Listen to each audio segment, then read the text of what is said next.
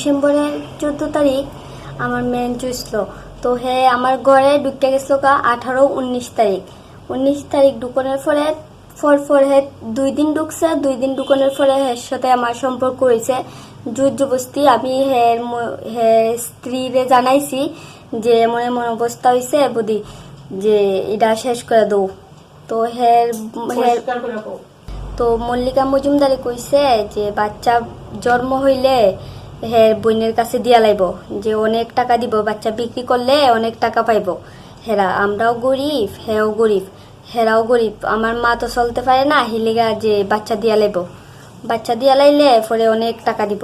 অনেক টাকা দিলে পরে আমরা হিকান্তে ডেলিভারি হইলে পরে হে যায় আসে আবার লই আইব আমারে আর আমার মারে হিকান্তে। এটা কবে বলেছিল? 5 মাসে যখন ফসছি তখন গেছে মাসে কইছিল, গত মাসে। আর এফআইআর করা হয়েছে কোন থানাতে? পূর্ব থানাতে। এখন কোন থানার পুলিশ এসেছিল আজকে? ফটিকরা। ডিসেম্বরের 14 তারিখ আমার মেন চুইছে। তো 18-19 তারিখ পর 2 দিন ঢুকছে, 2 দিন সম্পর্ক হয়েছে। তো হ্যাঁ জোর জবস্তি আমার সাথে এরকম করছে। আমি হ্যাঁ শাস্তি চাই। আমি হের স্ত্রীও হের সাথে জড়িত আছে, যে আমি হের শাস্তি চাই, আর কিচ্ছু চাই না। কেন করছে সে? কেন করছে এটা তো কইতে পারি না, কি লেগে করছে। হ্যাঁ হইতে পারে যে আমার দিকে সবসময় চোখ রাখতো, এরকমও হইতে পারে। হের বউ বলে সবকিছু জানে, প্রথম থেকেই হের বউ সবকিছু জানে যে বাচ্চা বিক্রি করে লাইব।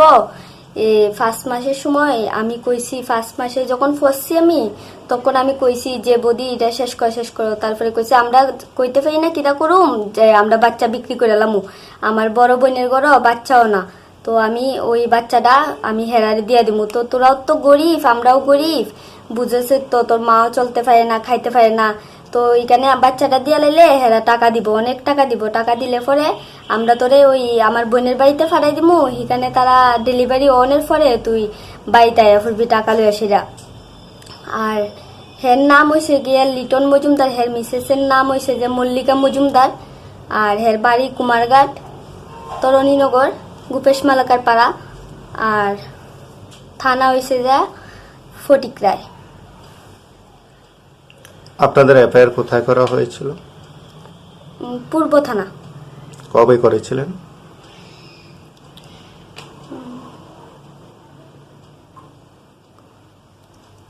আচ্ছা ঠিক আছে। আজকে কি হয়েছিল? আজকে কে এসেছিল? 4 তারিখ করা হয়েছে। আজকে কি হয়েছে? আজকে ওই ফটিকরা থানাতে পুলিশ আইছে, আর সেটা মানে আমার কথা লইছে আর কি, আমার জবাব লইছে। ওরা আজবর করিয়ে আমার মাইয়ারে থাকে আতুন মারে দূরেছে গ্রামের মানুষে। আমি তো চেষ্টা জানি না, করে না, আস্তে আস্তে বুঝি সবরে এরকম ঘটনা করেছে, আমি তো জানি না।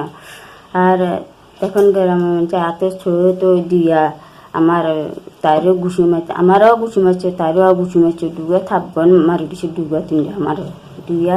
ইয়ার পর আমি আর চেষ্টা করতে পারি না, কেরে চেষ্টা জানি না। এটা এরকম হয়েছে। মাইয়া আমার কয় না, ওরা ওর বউ 2বার করে ওরা আমার কাছে আইছে, যেতিমনি তুমি কইও না কের কাছে যাই, এটা মাইয়ারে গত্তা বার করিও না, তুমি গত্তা বার করিও না। এখন তো লজ্জা লাগবে তুমিও, এখন গত্তা বার করতো না, বেজ্জত করে দিয়ে এখন তো তোমরা গত্তা বার করতো না। গরুপন মাইয়া তো জন্য করছো, তোমরা শাসন তো করতে পারলে না। এগুলো তারে হাতে ছুঁয়ে দিয়ে মানুষে ইয়া করে দিছে আমারে। কারা মারধর করেছিল আপনাকে?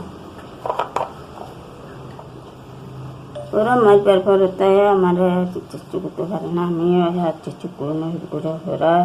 ওরা বিতে সব কিছু করছে ওরা, আমরা তো আর জানি না। এটা ওরা বিতে সব তা করছে। আর আমরা তো মা যদি আমার পিছিয়ে তো আর কেউ নেই, আমরা তো একলা মানুষ, আর আমি তো জানি না।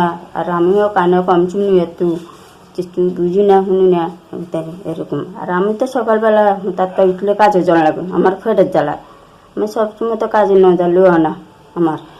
তো এখন আপনারা বাড়ির থেকে করছেন কেন? মানে এলাকার কি কোনো চাপ আছে বা হুমকি দেওয়া হচ্ছে? হ্যাঁ